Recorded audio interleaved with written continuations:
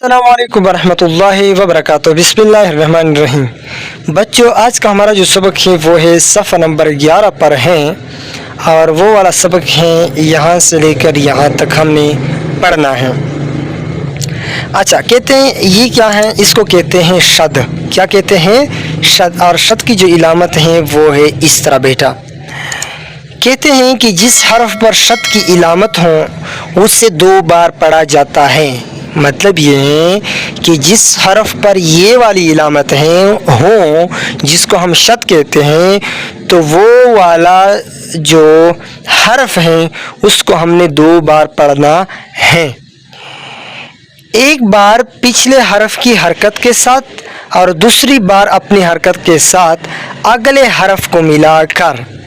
यानी एक बार हमने पिछले हरफ की हरकत के साथ पढ़ना है और दूसरी बार जो है वो हमने अपनी हरकत के साथ अगले हरफ को मिलाए। यानी अपनी हरकत के साथ दूसरे जो हरफ है उसको मिलाना है हमने, फिर पढ़ना है। मिसाल के तौर पर मिसाल से हम समझने की कोशिश करते हैं। देखो बेटा, जैसे अब्बू। अब बेटा अब्बू में देखे अब्बू, तो बे पर क्या है, ये शद है, तो इस बे को हमने 2 मरतबा पढ़ना है। ये बे को हमने 2 मरतबा पढ़ना है। अच्छा, इसको हम किस तरह पढ़ते हैं?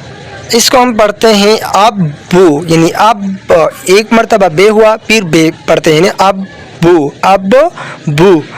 तो जिस तरह ये है कि अब फिर बू।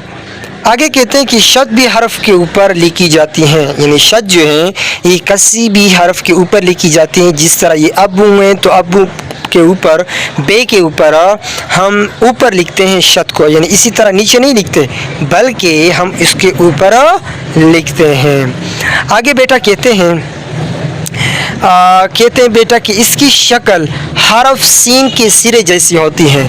यानी शद की जो शक्ल है ना, शद की जो शक्ल, जो इसकी जो इलामत है, ये सीन की जो सिरे हैं, यानी जिस तरह ये सीन हुआ तो सीन के ये वाले सिरे जो हैं, ये वाले, यानी ये इसकी तरह होती है। यानी सीन की सिरे की जैसी होती है। अच्छा, आगे कहते हैं मुशद्दद उस हरफ को कहा जाता है जिस पर शद की इलामत मौजूद हो। यानी मुशद्दद उस हरफ को कहा जाता है जिस पर क्या हो, जिस पर शद की इलामत मौजूद हो। जिस तरह ये अब्बू है तो अब्बू में बे के ऊपर हमने शद लगाया ना, तो ये बे जो है इसको हम मुशद्दद कहते हैं। यानी बे वाला जो हरफ है इसको हम क्या कहते हैं?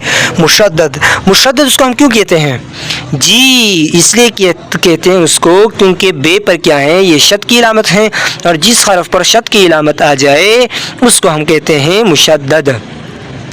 अच्छा, आगे बेटा कहते हैं अगर आपको दिखाई दे यहाँ के कहते हैं कि शद की इलामत है, यानी शद की इलामत ये वाला है, यानी ये वाला जिस तरह मैंने बताया ना।